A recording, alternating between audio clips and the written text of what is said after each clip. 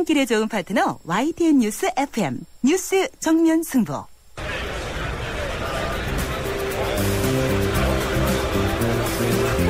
그들의 이야기가 아닌 우리, 진짜 우리들의 이야기를 들어봅니다. 시장에서 만난 오늘의 민심, 시장의 소리. 안녕하세요. 남대문 시장에 아이와 함께 장 보러 온 홍화선이라고 합니다. 연락까지는 돼야 되니까 이름, 전화번호, 주소 정도까지 그 정도만 열람하고 제가 해지를 하고 정지를 했으면 필요 없는 상황이니까 거래가 끊겼다고 생각을 하니까 해지와 동시에 없애도 무관하지 않을까 하거든요. 10년에서 5년으로 줄인다고 했는데 그건 의미 없고 카드사와 계약이 끝나는 동시에 파기하는 게 맞다고 생각해요. 함부로 그게 공유돼서는 안 되는 거잖아요. 그러니까 정말 강력하게 처벌을 해야 될 것 같아요. 영업정지 기간이 너무 짧은 것 같거든요. 강한 규제를 해서라도 이런 일은 없었으면 좋겠어요.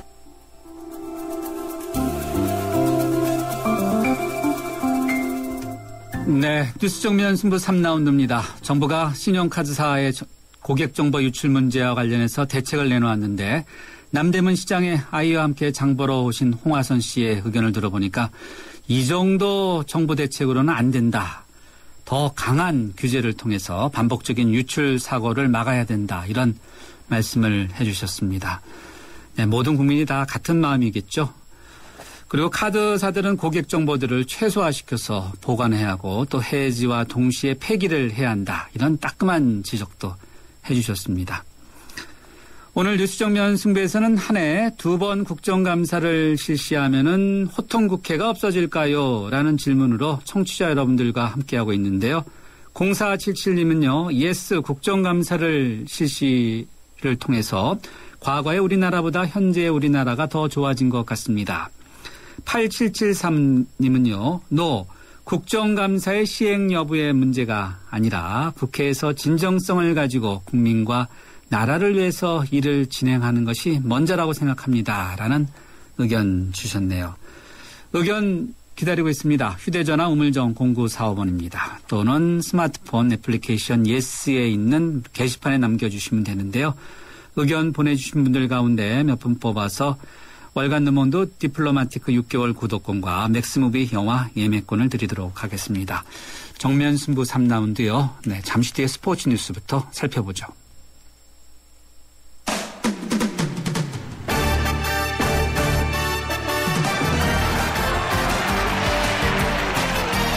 네, 스포츠 소식 알아보겠습니다. 일간 스포츠의 이은경 기자 연결돼 있습니다. 이 기자 안녕하세요. 네, 안녕하세요. 기성용 선수 왜 이렇게 잘 나갈까요? 결혼을 해서 그런가요? 네. 네, 썬더랜드 기성용 선수가 뛰고 있는 팀이죠. 프리미어리그 캐피탈 원컵 결승에 진출했죠. 예, 이 썬더랜드가요. 오늘 새벽에 열린 맨유와의 이 캐피탈 원컵 원정 4강 2차전에서요. 연장 끝에 1대2로 이 2차전은 졌습니다. 하지만 1, 2차전 합계가 3대3으로 동률이 되면서 결국 승부차기에 들어갔고요. 승부차기에서 이 10명이 찼는데 결국은 썬더랜드가 2대1로 이겨서 결승행을 확정을 했습니다. 썬더랜드의 기성용 선수 오늘 풀타임으로 뛰면서 이 썬더랜드의 유일한 득점을 어시스트까지 했습니다. 또 승부차기에서도 이 네 번째 키커로 나왔는데요. 아주 과감한 슈팅으로 골을 성공을 시키면서 결승행에 결정적인 역할을 해냈습니다. 승부차기에서 잠깐만요. 승부차기에서 네. 2대1로 이겼다는 말씀은 두 명만 골을 성공시켰다는 뜻인가요? 네, 썬더랜드에서는 2명이고요. 양팀 총 10명이 찼는데 3명만 성공을 시켰다는 뜻이 되죠. 네. 예, 다들 굉장히 힘이 들어서 그랬는지 골이 네. 많이 안 들어갔는데 네. 그 와중에 기성용 선수가 좀 아주 침착하고 과감하게 이 성공을 시킨 게 굉장히 돋보였습니다. 캐피탈 원컵이 원정 다득점 원칙이 있기 때문에요. 사실 이 썬더랜드가 오늘 원정에서 한 골이라도 넣는 게 굉장히 중요했습니다. 그런데 기성용 선수가 연장 후반 14분에 바슬리의 골을 어시스트 했습니다.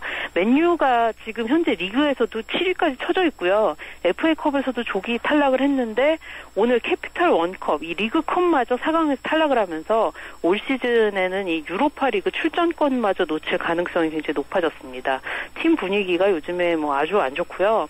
반면에 이 기성용 선수 같은 경우는 지난 시즌에 스완지시티 소속으로 캐피털 원컵 우승을 차지한 이후에 2년 연속으로 우승에 도전을 하게 됐습니다. 기성용 선수 올해 들어서 열린 6경기 중에서 5경기를 풀타임을 뛰었고요. 매 경기 아주 기복 없는 좋은 활약을 보여주고 있습니다. 기성용의 활약과 더불어서 썬덜랜드도 지금 상승세인데요. 한때 꼴찌였다가 오늘 경기 전까지 이 썬덜랜드 최근 4경기에서 3승 1무 무패 행진 이어가면서 리그에서도 지금 강등권 탈출에 다가섰습니다. 네, 기성용 선수 관련 소식 정말 기분 좋네요. 네. 일본 한신 타이거스에 입단했죠, 오승환 선수. 네. 네네. 오늘 일본으로 갔다고요? 예, 오늘 이 김포공항을 통해서 오승환 선수가 일본으로 출국을 했는데요. 출국 기자회견에서 마무리 투수 중에서 가장 적은 블론 세이브를 남기는 게 시즌 목표다 이런 말을 했습니다. 뭐 대놓고 세이브 왕이 되겠다 이런 말을 한 건 아니고요. 이 블론 세이브를 적게 한다는 자체가 뭐 사실 잘 던지고 이 세이브 왕에 다가서는 뭐 그런 뜻이 되는데요. 오승환 선수 같은 경우에 이 지난해 12월 18일에 괌으로 미리 떠나서 개인 훈련을 하면서 몸을 미리 다 만들어놨습니다. 그리고 일본 취업 비자 문제 이런 것들을 다 해결한 뒤에 오늘 일본으로 출국을 했습니다.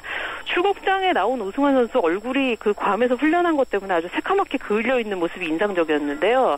괌에서 준비를 잘했으니까 일본 가서도 잘 던지겠다 이런 말을 했고요. 오승환 선수 괌에서 이 임창용 선수하고 함께 훈련을 하면서 일본의 각 팀 중심 타자들 성향 그리고 일본 야구의 성향에 대한 조언을 아주 세세하게 들었다고 합니다. 그리고 그 외에 일본에서 뛰었던 선동열 기아 감독 또 이승엽 선수도 조언을 아끼지 않았다고 하는데요. 한신의 스프링 캠프가 2월 1일에 시작을 하는데 오승환 선수 이에 앞서서 가장 먼저 훈련지에 도착해서 적응 훈련을 한다는 그런 계획입니다. 네, 오승환 선수가 돌부처라는 그런 돌직구 던지는 선수답게 잘했으면 좋겠네요. 네, 오늘 스포츠 소식 여기까지 듣겠습니다. 고맙습니다. 네, 감사합니다. 일간스포츠의 이은경 기자였습니다. 교통 상황 어떤지 알아보겠습니다. 김정윤 캐스터. 네, 뉴스 정면 승부 교통정보입니다. 도심에서는 종로의 교통량이 조금 많은 편인데요. 3가에서 1가까지, 반대 2가에서 신설동까지 각각 속도가 떨어지고 있고 장춘단길이 동대문 역사문화공원에서 흥인지문 쪽으로도 신호 여러 번 받습니다. 신촌로는 아현역에서 신촌역 쪽으로 외곽 쪽으로 이동하는데 속도 내기 어렵습니다. 강북에서 강남으로 가는 데는 계속해서 남산 135 터널이 밀리고 있는데요. 특히 한남대로가 퇴계로 2가부터 밀리기 시작해서 한남이 고가차도까지 시속 20km 미만 정체가 심한 편이고요. 동호로도 약수고가차도에서 동호대교 남단 쪽으로 차간 거리를 좁힙니다. 반포대로는 반포대교부터 예술의 전당 쪽으로 쭉 밀리고 있고 주변의 동작대로가 남태령부터 경문고등학교 쪽으로도 속도 내기가 어렵습니다. 이 밖에 강남 안쪽에서는 강남대로의 교통량이 늘었는데요. 강남역에서 한남대교 남단 쪽으로 가는데 속도 내기가 힘겨운 상황이고 테헤란로는 포스코 사거리부터 삼성역 쪽으로 가는데 신호 대기 시간을 조금 길게 받습니다. 뉴스 정면 승부 교통정보였습니다.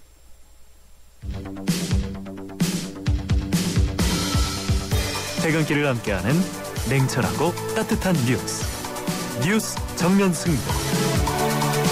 뉴스 정면 승부는 여러분의 참여를 기다립니다. 50원의 유료 문자 샵 0945와 YTN 라디오 스마트폰 어플리케이션 예스를 통해 여러분의 의견을 보내주세요. 뉴스 정면 승부는 여러분의 의견에 항상 귀 기울이고 있습니다.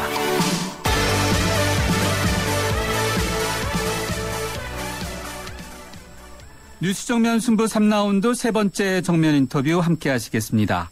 우리나라 최대의 명절인 설이 코앞으로 다가왔습니다. 청취자 여러분들은 설 준비 잘하고 계신지 궁금한데요. 옛날부터 어른들은 설맞이에 앞서서 몸도 마음도 깨끗하게 하기 위해서 아이들을 데리고 동네 목욕탕에 갔었죠. 굴뚝에서는 모락모락 김이 피어오르고 또 목욕탕 안에서는 동네 사람들로 바글바글 했었습니다. 물론 지금은 사라지거나 그 자리에는 대형 찜질방이 차지하고 있는 경우가 많습니다. 서울 종로구 개동에 위치한 대중목욕탕인 중앙탕을 50년 넘게 운영하시면서 그 자리를 지켜오고 계시고 또 정겨운 우리 문화를 갖고 오고 있는 중앙탕 사장님이신 박희원 사장님 연결해서 이야기 들어보도록 하겠습니다. 사장님 안녕하세요.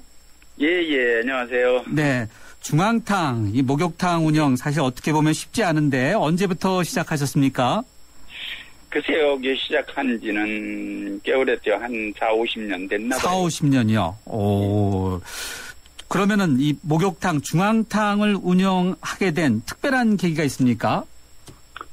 글쎄요, 옛날에는 목욕탕 하면 그래도 동네에 네. 재벌이라 그랬어요. 동네에서는. 재벌. 재벌. 예. 그렇죠. 그런데 지금이야 구멍가게만도 못해요. 지금은 구멍가게만도 못하다. 네. 네. 그래, 하는, 동기라는 게보다도. 네. 그래도 이렇게 집 한 채 몇백만 원밖에 안 갈 때서부터 했으니까요. 네. 그러면은 예전엔 동네 재벌이었다고 하면은. 예. 지금 기준으로 수입이 어느 정도였고 예전에는 한참 좋을 때요. 옛날에야 옛날엔 세금도 많지 않았지만은 네. 세금 얼마 안 되지만은 그전에는 한 200명 이렇게 왔었어요. 손님이 하루에요? 예. 200명. 오. 그런데 지금은 20명? 30명? 평일날은 그렇고 네. 일요일날은 그래도 한 50명 이렇게 와요. 그러면은 한창 때에 비해서 수입이 10분의 1, 한 5분의 1 수준으로 줄어들었다. 이렇게 봐도 되겠습니까? 그렇죠.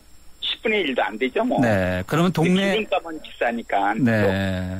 그래서 동네 재벌에서 구멍가게 수준만도 못하다. 이렇게 수입이 네. 떨어졌다. 이렇게 언급하신 거군요. 네. 네. 아이고. 4, 50년. 그러면 우리 박 사장님의 청춘이 모두 다 목욕탕, 이 중앙탕과 함께 이루어진 거네요? 그런가 봐요. 지금 생각하면 진짜.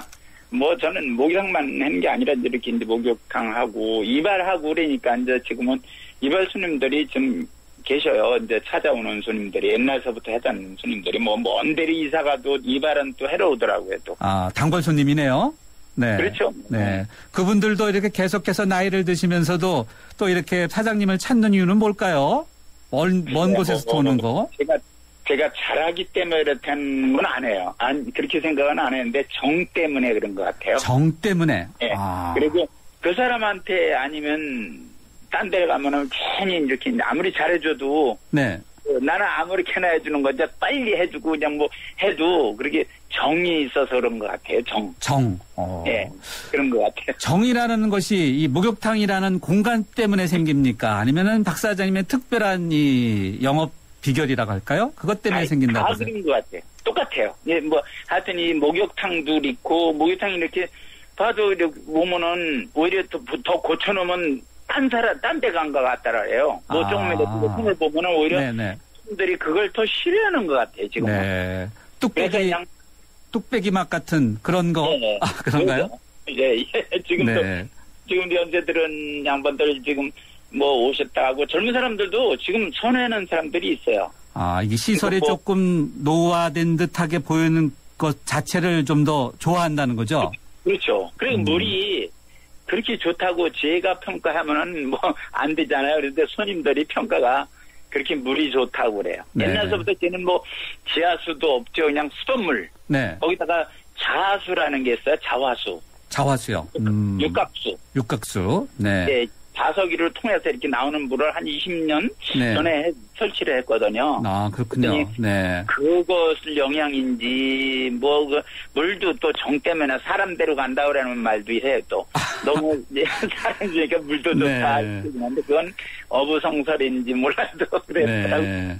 정이다. 그래도 목욕탕 물을 깨끗하게 계속해서 관리하시겠죠. 그렇죠? 그렇죠. 네. 대개 보면은 저도 이제 저런 데도 가보고 그래봤죠. 그런데 보면 그런 데는 냉탕 이런 데는 한 달에 한두 번밖에 안 뺀다는 말이 있더라고요. 네. 그런데 쟤는 매일 빼도 때가 나오고 나중에 보면 찌꺼기가 있는데 사람 한 사람만 와도 벌써 머리카락 떨어지지 그랬잖아요. 그런데 그걸 며칠씩 정수만 한다고 그게 좋아지는 건 아닌 것 같아요. 물론이겠죠. 네.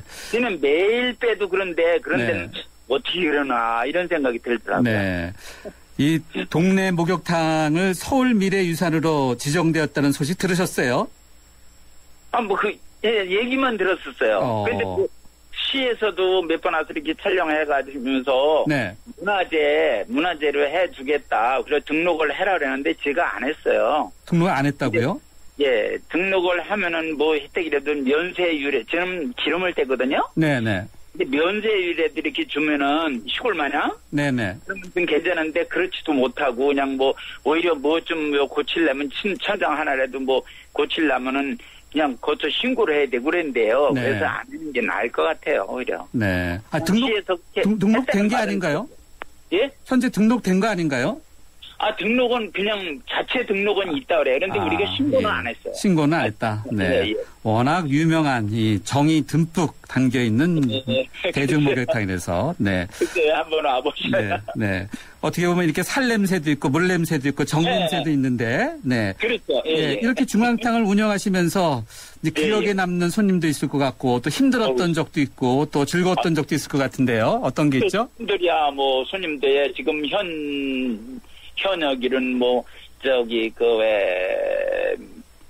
과학기술처 장관 했던 뭐 김명환이라고 시라고 국회의원 있죠. 네. 국회의원 그 양반은 뭐 정치인들 중에 제일 미남이를 통하는 양반 있잖아요. 네네. 그분이 매일같이 오셨대요. 그죠? 매일같이요? 예. 그래서 이제 네. 거기를 안산이로 국회의원 권리가시는 바람에 네. 안 쓰고 또 뭐 역대 대통령 누구라면은 좀 그런 거 얘기하지 말라 그러던데.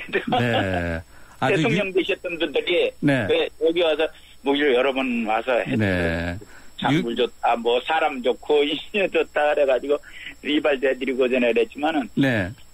두 분들 뭐 네 분들 재벌분들은 여기 그 하신 재벌 뭐 박흥식 재벌이니 그런 양반들은 집에 가서 제가 이발도 해드리고 그랬거든요. 아 그래요. 네. 돌아가셨지만 여기 와서 그렇게 새벽이면 혼자서 와서 하시고 그랬어요.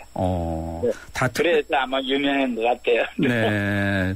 바로 이렇게 이 정이 담뿍 담겨 있는 이 목욕탕을 예. 사랑방처럼 이제 찾았다고 봐야 되겠네요.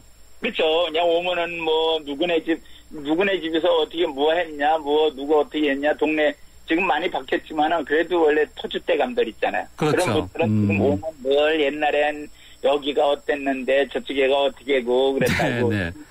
진짜 아무리 원래 이제 골동품은 아무리 닦아도 골동품이잖아요. 그렇죠. 네. 근데 그냥 뭐 오히려 그냥 지저분하게 놔두는 게 낫다는 거잖아요. 네.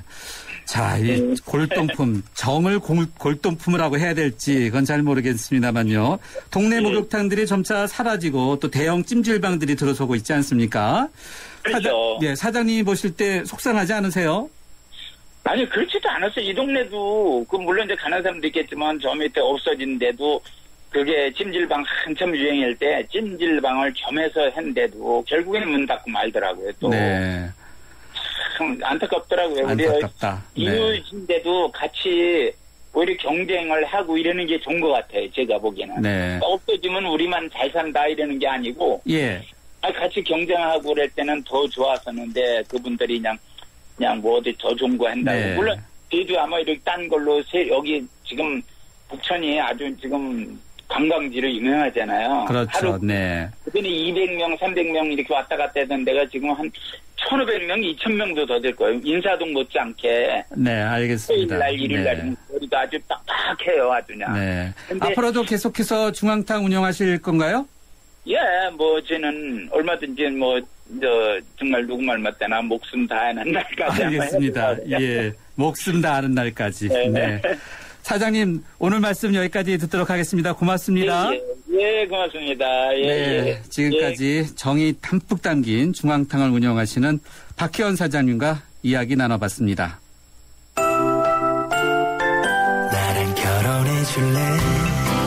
내 속까지 풀 스테인리스로 건강하고 깨끗하게 지켜주고 아껴주고 싶으니까 쿠쿠 풀 스테인리스 2.0 에코. 매일 너와 쿠쿠하고 싶어. 쿠쿠. 네, 오늘 뉴스정면 승부에서는 여러분들과 함께 한 해에 국정감사를 2번 실시하면 호통국회가 없어질까요? 라는 질문으로 예스인지 노인지 의견 받고 있는데요. 5560님은요. 예스, 잘하면 잘했다, 못하면 못했다고 다그치고 살필 필요는 있다고 봅니다. 국정감사 2번 하면 호통치는 날도 줄겠지요. 라고 의견 주셨고요. 4421님은 너 2번 시험 본다고 공부 못하는 학생이 시험 잘 보는 것은 아니잖아요. 2번 한다고 달라질 거예요. 못 믿겠어요. 라고 이렇게 느낌표까지 이렇게 붙여서 주셨는데요. 갑자기 제가 3번 하면 어떨까 이런 생각이 떠오르네요. 3, 4번이란 말이 있으니까. 네. 휴대전화 우물정 0945번으로 여러분 의견 기다리고 있습니다. 뉴스 정면 승부 3라운드 여기서 인사드리고요. 잠시 뒤 4라운드에서 뵙죠. 서양 고전음악을 완성시킨 천재 작곡가 악성 베토벤. 그의 음악적 잠재력을 일깨워준 사람은 스승인 크리스티안 네페 선생님이었습니다. 네페 선생님은 지루한 이론과 반복적인 연습을 강요하지 않았습니다. 이탈리아와 프랑스, 독일의 유명한 오페라를 감상할 기회를 마련했고 어린 베토벤이 음악에 대해 더 깊이 느끼고 생각할 수 있도록 이끌었습니다. 가르치는 것이 아니라 깨우치는 교육, 아이들의 잠재력을 활짝 꽃피우는 우리 교육의 희망입니다. 이 캠페인은 IM 더 키, 눈높이 대교와 함께합니다. 살아있는 뉴스, 깨어있는 방송, 한국의 뉴스 채널 YTN 뉴스 FM. 네, 뉴스 정면 승부 4라운드 문을 열겠습니다. 4라운드에서는요, 특집 인터뷰 준비했습니다. 세계 테러 문제, 특히 중동 지역 테러 문제, 김영미 국제분정지역 전문 PD와 함께 이야기 자세히 들어보도록 하겠습니다. 잠시 뒤 뵙겠습니다.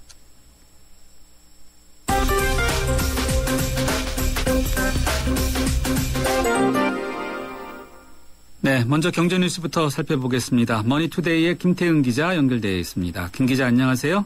네, 안녕하세요. 월 급여 600만 원 이상인 봉급자들 꼭 들어야 되는 뉴스라고요. 어떤 내용입니까?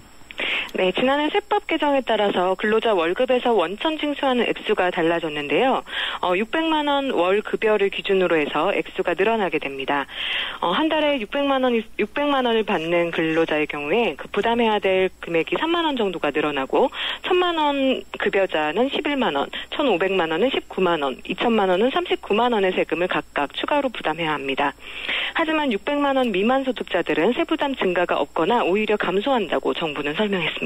네, 월급여 600만 원이라는 것은 전체 1년 급여에서 나눈 바로 그 한 달 급여겠죠?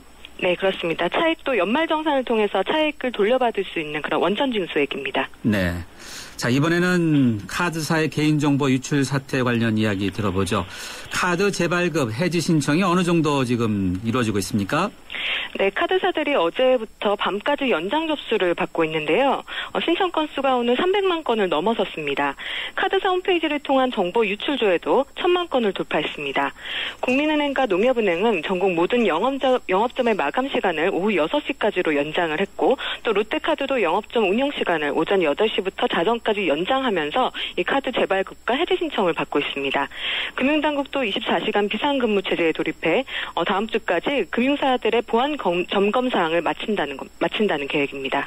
금융당국이 24시간 비상근무 체제에 돌입했다고요? 네. 네. 카드사들은 24시간 안 하나요? 네. 네. 시간을 보니까 밤 10시까지만 운영한다고 하는데. 네.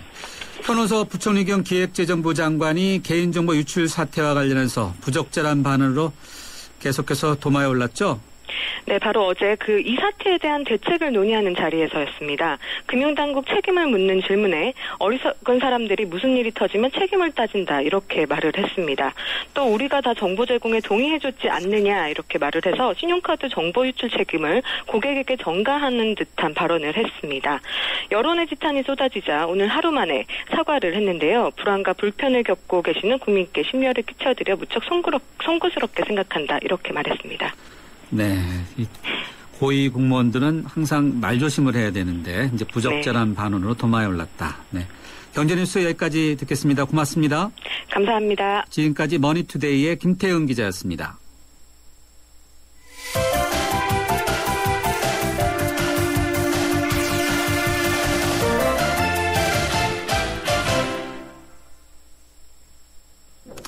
네. 특집 인터뷰 준비되어 있습니다. 세계 테러 문제와 관련해서 짚어보도록 하겠는데요. 중동의 리비아 수도 트리폴리에서 무장 괴한들에게 납치됐던 한서구 코토라 무역관장이 다행히도 피랍 사흘 만에 무사히 구출됐다는 소식 앞서 전해드렸는데요. 그래서 오늘은 바로 이런 문제와 관련해서 특집으로 마련했습니다. 새해 들어서 올림픽도 있고 또 월드컵과 같은 대규모 국제 스포츠 대회를 앞두고 있어서 테러 위협이 끊이지 않고 있는데 저희가 특별한 분 모셨습니다. 리비아, 아프간 또는 이라크와 같은 분쟁 지역 전문 저널리스트인 김영미 PD 함께 하시고 계십니다. 미디님 안녕하세요. 안녕하세요. 네, 저는 처음 뵀는데요. 네. 그 분쟁 지역 PD신데 제가 지금 처음 뵙는 입장에서는 너무 분쟁 지역을 취재하시는 분인가 그런 싶을 정도로 뭐라고 말을 해야 될까요? 너무 갑자기 그런 말씀하셔서 너무 놀랐는데요. 네. 현지 애들한테는 인기가 많아요. 아 그렇습니까? 네. 청취자분께서 제가 왜 이런 약간 돌려서 말했는지 상상을 좀 해보시기 바랍니다. 이제 우선 그런 여성의 몸으로 또 이게 국제 분쟁 지역 정말 위험한 곳으로 취재를 다니시는데 왜 자체에서 이렇게 위험한 곳을 다니세요? 원래는 제가 다큐멘터리 PD이기 때문에 다큐멘터리만 찍으러 갔던 거였는데 아프가니스탄 가면서 이제 느낀 게 우리 한국 시각으로 보는 국제 뉴스가 많이 적다는 걸 느꼈어요. 그래서 그런 쪽으로 많이 안 가는 것 때문에 혹시나 우리가 미국이나 유럽 시각만 받아들이지 않을까 하는 우려도 좀 있고 그래서 한국인으로서 현장에 있는 것도 한 사람은 있어도 되겠다 싶어서 그래서 가고 있습니다. 한 사람으로서 대한민국 언론인들을 대표해서 가시는 거네요. 뭐 대표한다기보다 그냥 제가 자진해서 간다고 할 수 있죠. 네, 대단하십니다. 네. 자, 이제부터 본격적으로 피란 문제 또 테러의 위협에 노출된 지구촌 문제 좀 짚어보도록 하죠.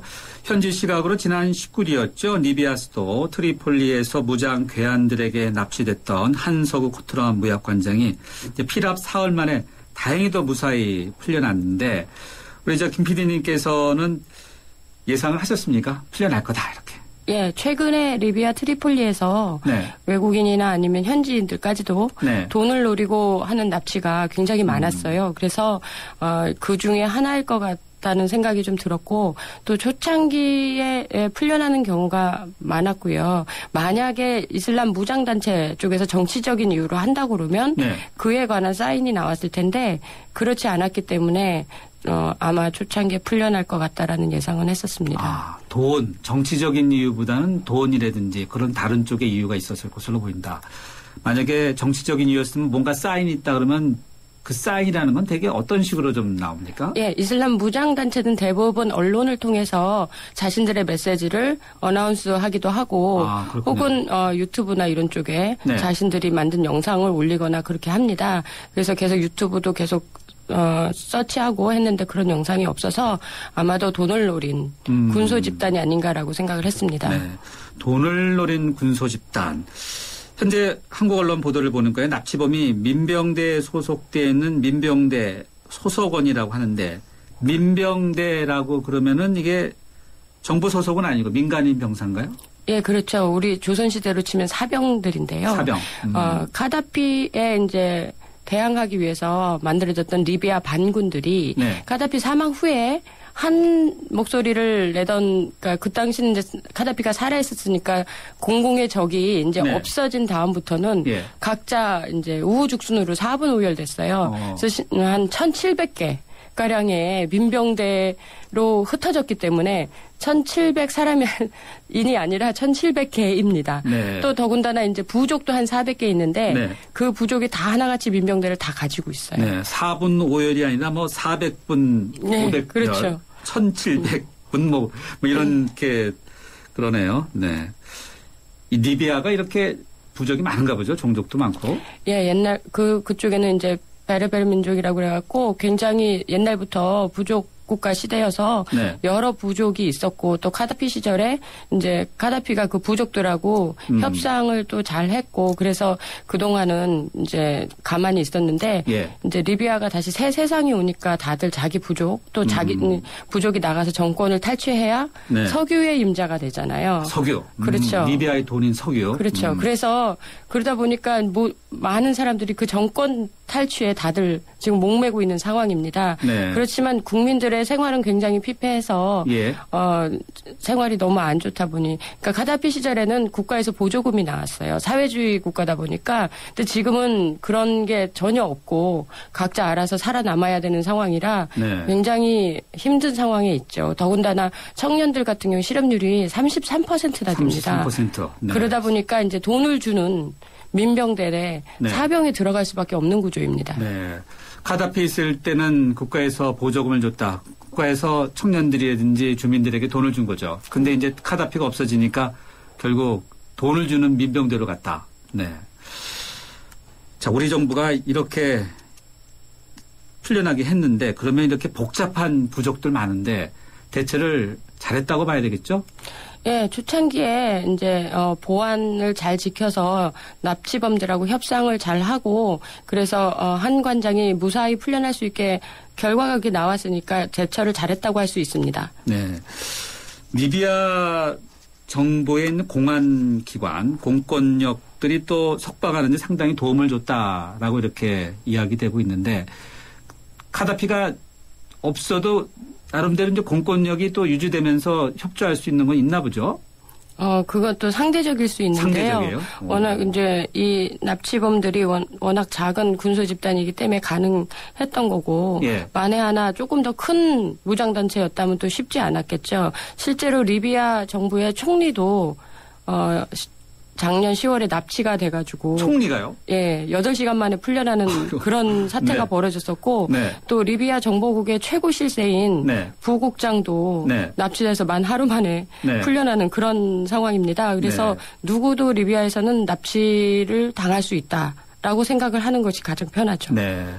그 많은 부족들이 있는데 부족 가운데 일단 공식적인 곳이 정부라고 봐야 되겠네요. 그러면. 그렇죠. 네. 아까 상대적이라고 언급해 주셨는데 상대적인 것 가운데 한국인에 대해서도 좀 상대적인가요? 좀 더 테러라든지 아니면은 이렇게 석방하는 문제라든지 인종별로 좀 다릅니까? 국가별로? 지금 현재 리비아에서는 그렇진 않은 것 같고요. 네. 그 정부 인사나 외국인이면 누구나 다 납치해서 돈이 될 수 있다.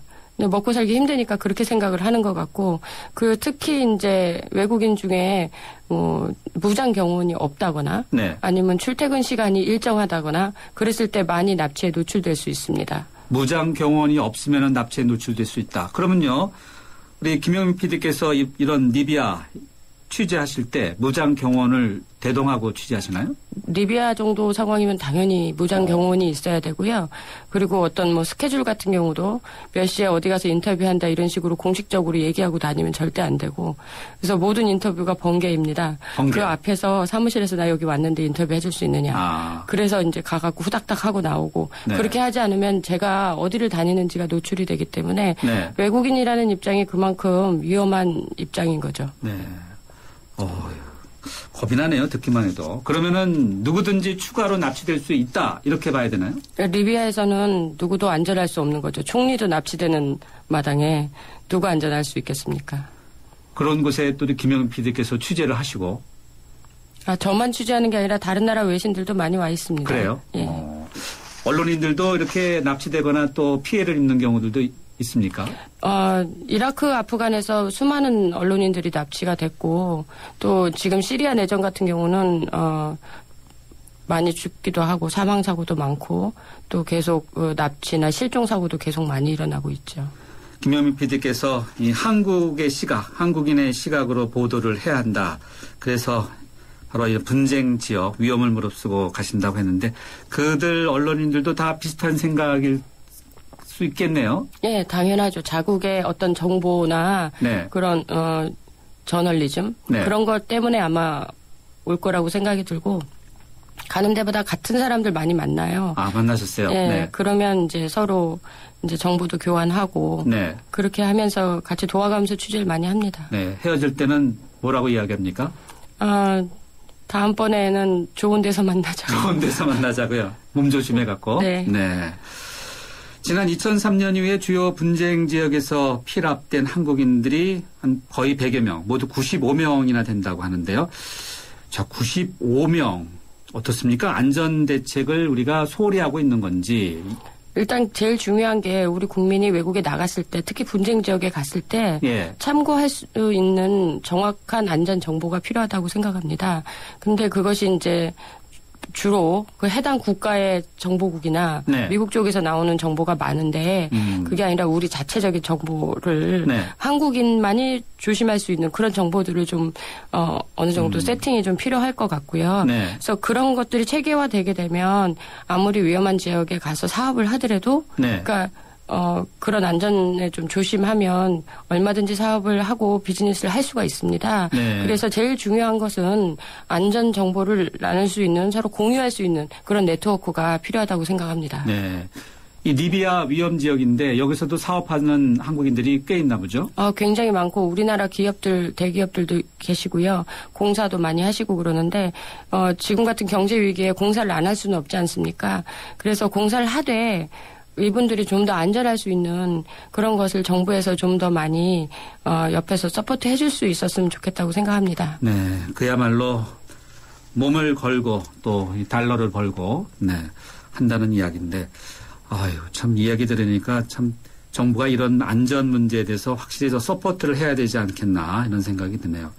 올해 보니까요, 굵직굵직한 이제 국제 스포츠 대회가 많은데 관련돼서 뭐 테러 위협이 있다 이런 보도들이 굉장히 많이 나오고 있습니다. 예를 들어서 러시아 소치에서 열리는 동계 올림픽이 한 2주 정도 남지 않았습니까? 뭐 거기서 보니까 검은 과부, 이름 표현도 이상해요. 이슬람 출신 여성 테러범이라고 하는데 소치에 비상이 걸렸다고 그러는데 김 PD님께서 이런 이야기를 보고 정말 이렇게 테러를 개혁하고 있는 건지 검은 과부라는 것이 그냥 이렇게 좀 선전만 하는 건지 어떻게 평가하세요? 이렇게 언론이라는 게 이렇게 약간 좀 이렇게 선정적인 이런 것들을 많이 만들어내는데 네. 검은 과부라고 하는 게 그 러시아 위에 체첸이라는 곳에 있었죠. 체첸. 예, 거기에 이제 전사들이 네. 러시아와 싸우다가 죽고 나면 네. 그 사람의 미망인들이 이제 그쪽에 이제 의상이 머리에서 발끝까지 이제 검은 옷으로 이렇게 입고 다니거든요. 예. 그러다 보니까 이제 검은 가부라는 표현을 쓰는데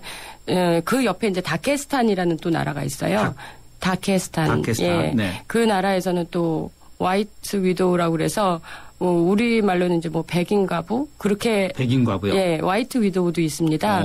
그래서 이제 뭐 언론이 만들어내는 말이긴 하지만 네. 이 사람들의 특징은 철저하게 이제 테러로 훈련받은 여자들이라는 거죠. 그래서 이슬람 국가에서는 이제 남편이 사망하고 나면 네. 시댁에서 더 이렇게 있기가 힘들고 예. 남편 없는 삶이라는 게 굉장히 어렵기 때문에 차라리 남편 따라 간다. 대신 남편을 죽인 원수인 러시아에 무언가를 하나 테러하고 가겠다라는 게 이제 그 사람들의 뜻이긴 한데요. 사실 그 올림픽이라는 게 세계 화합을 말하는 거잖아요. 그렇죠. 그런데 네. 거기에 이제 이런 테러를 계획하고 이런 거는 어떻게 보면 인륜적으로 좀 안 된 표현도 있지만 좀 안 맞다고 저는 생각을 하는데 일단 올림픽이라는 게 여러 나라 사람들이 많기 때문에 테러범 입장에서는 굉장히 테러하고 싶은 그런 대상이 될 수도 있어요. 네. 테러리스트 입장에서는 좋은 기회로 볼 수 있는 거고. 그러니까 테러를 예방하려면 테러범의 입장에서 생각하는 게 가장 중요하거든요. 그렇겠네요. 그래야 이 사람들이 어떻게 테러를 할 것인지 경로도 알 수 있고 또 네. 이유도 알 수 있고 그래서 사전에 예방을 할 수 있습니다. 네.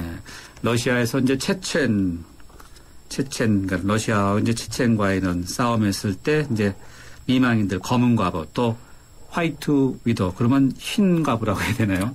보통 우리 한국에는 화양 가부라고 나오는. 화양 가부요. 예, 근데 이제 제 생각에는 잘못된 표현 같고 백인 가부 이렇게. 백인 가부. 예. 네, 어쨌든 이런 일이 벌어져서는 안 되는데 또 이제 월드컵이 열리는 브라질도 그렇지 않습니까? 뭐 브라질에서도 또 테러 위협이 있다고 그러는데 이게 스포츠 경기가 열리는 곳에 왜 이렇게 테러 위협이 많을까요? 아무래도 테러범 입장에서는 자기가 기왕 죽을 거지만 한 번 테러해서 많은 사람의 살상을 목적으로 합니다. 그래서 사람들이 밀집해서 모여있는 곳을 선호하는 경향이 있는데요. 올림픽이나 월드컵 마찬가지로 세계에 많은 사람들이 모여있고 또 하나는 미디어가 몰려있지 않습니까? 그렇죠. 그래서 자기가 왜 테러를 할 수밖에 없나라는 메시지를 강하게 줄 수 있는데 세계에 많은 미디어가 와 있기 때문에 그 사람들 앞에서 하고 싶어하는 경향이 있죠. 네, 전 세계 미디어가 있는 곳에서 자기의 어떤 의사를 표출하겠다. 굉장히 무시무시하네요. 네, 그렇죠. 네. 테러라는 게 없어야 되는데. 네. 소치 올림픽 그리고 월드컵 이런 굵직굵직한 국제 경기가 있는데 테러의 위험성이 상존한다는 문제. 테러리스트 입장에서 막아야 된다라는 그런 지적이신데 김 PD께서 최근 소말리아 무장단체에 억류돼 있던 동원호 선원들의 그 실상, 비참한 실상을 취재하신 적이 있지 않습니까? 근데 아덴만 여명 작전이 최근에 3주년이었죠. 그렇죠? 3주년이었고 또 3년 전에는 또 지난 그 3호 주올리오를 납치했던 소말리아 해적 가운데 우리 해군에 생포돼서 대전 교도소에 복역하고 있는 그런 이들이 뭐 한국에 귀화하고 싶다 이런 뜻도 밝혔는데 취재해 보시니까 어떻습니까? 이들의 이야기들을 좀 소개해 주시죠. 네, 소말리아 해적의 가장 큰 비극은 먹고 살기 힘들다는 거거든요. 그래서 사실 저도 이제 소말리아 취재 가면 식량을 걱정해야 될 정도로 먹을 게 정말 없어요. 그래요? 그러다 보니까 거기서 이제 돈이 될 수 있는 것, 네. 그것이라면 사람들이 모두 다 덤빌 수 있고 그게 이제 도덕성이나 이런 기준들이 이미 무너진 상황이기 때문에 그래서 소말리아에 있는 한 언론인이 저한테 이 사람들은 배고파서 미친 것뿐이다. 그래서 당신들 기준으로 이 사람들 이해하려고 그러면 이해할 수 없다라는 말을 한 적이 있는데요. 그 소말리아 해적 중에 이제 잡혀가지고 우리나라 교도소에 와 있는 친구들 같은 경우는 정말 소말리아에서 할 수 없는 호강을 하는 거예요, 사실은. 그래서 삼시세 때 밥을 주고 네. 따뜻한 데서 재워주고 이런 일이 소말리아에서는 상상할 수도 없는 일이거든요. 당연히 귀화하고 싶겠죠.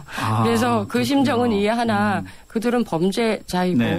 그래서 이게 또 사람들한테 비춰졌을 때 굉장히 이상하게 보일 수 있겠지만은 그렇죠. 네. 그들 입장에서는 당연히 귀화하고 싶다고 생각할 겁니다. 네. 그래서 소말리아의 근본적인 문제는 아주 가난한 빈곤에서 나온 거기 때문에 이 소말리아의 그 땅에 빈곤이 해결되지 않고서는 앞으로도 또 다른 해적 문제 아니라 또 다른 문제가 나와서 세계 여러 나라 사람을 언제든 위협할 수 있는 폭탄 같은 나라가 되는 거죠. 해적을 때려잡는 문제 결국은 국제사회가 바로 그런 빈곤의 문제를 함께 고민해야 되는 문제네요. 그러니까요. 근본적인 원인은 빈곤이기 때문에 네. 그렇습니다. 자, 그렇다면 소말리아 상황이 현재는 나아지지 않고 있는 거 아니겠어요? 그러면은 네. 앞으로 이런 해적 행위는 계속해서 일어날 수밖에 없다 이렇게 보시는 건가요? 지금 현재는 연합군이 바다를 다 이렇게 정말 철통같이 지키고 있기 때문에 못하지만은 언제든 기회가 되면 다시 해적이 바로 할 것이고요. 그게 아니라 또 다른 뭐 마약이나 여러 가지 문제로 또 다른 문제를 일으킬 거라고 생각이 드는데 그 땅에 있는 사람들도 사람들이기 때문에 먹고는 살아야 된다는 생각이 강할 거예요. 그래서 그걸 이제 범죄로서 인식할 수 있게끔 국제사회에서 도움을 줘야 되는데 이것도 또 쉽지 않고 그래서 얼마 전에 이제 국경 없는 의사회조차도 철수하는 소말리아에서요? 예, 그렇죠. 그래서 저는 국경 없는 의사회가 무장하고 있는 것도 처음 봤어요. 소말리아에서는 무장을 하고 있다가 네. 이제 이번에 또 철수까지 하는 그런 비극이 벌어졌는데 동시대에 사는 사람으로서 가장 가슴 아픈 나라가 아닌가 생각합니다. 네, 알겠습니다. 배고픔의 문제, 이 문제부터 저 국제사회가 풀어야 한다. 네, 김 PD님 오늘 말씀 정말 고맙습니다. 감사합니다. 네, 지금까지 분쟁 전문 저널리스트 김영미 PD였습니다. 당신의 베이스 캠프는 어디입니까? 어디로 가야 할지 모른다면 방향이 될 것이고 계속 가야 할지 망설인다면 용기가 될 것입니다. 베이스 없는 정상은 없습니다. 세상의 베이스가 되다. 포스코. 네, 오늘 뉴스 정면 승부에서 여러분과 함께한 Yes or No 질문은 한 해에 국정감사를 2번 실시하면 호통국회가 없어질까요? 라는 것이었는데요. 저희가 여러분의 의견 받아서 자체적으로 집계한 결과를 보니까 3대 7로 노예 비율이 높았습니다. 없어지지 않는다는 거네요. 네. 이렇게 높은 이유 국정감사가 단순히 정부와 국회의 견제만을 위한 장치가 아니라 국민들의 소리에 귀를 기울여서 더 좋은 나라로 발전할 수 있는 발판이 된다면 횟수가 중요하지 않을 것 같다는 의미인 것 같습니다. 네. 오늘 의견 보내주신 분들 가운데 8852님께 선물 보내드리겠습니다. 소중한 의견 보내주신 분 모든 분들께 감사드립니다. 1월 23일 목요일 여기까지 하겠습니다. 고맙습니다.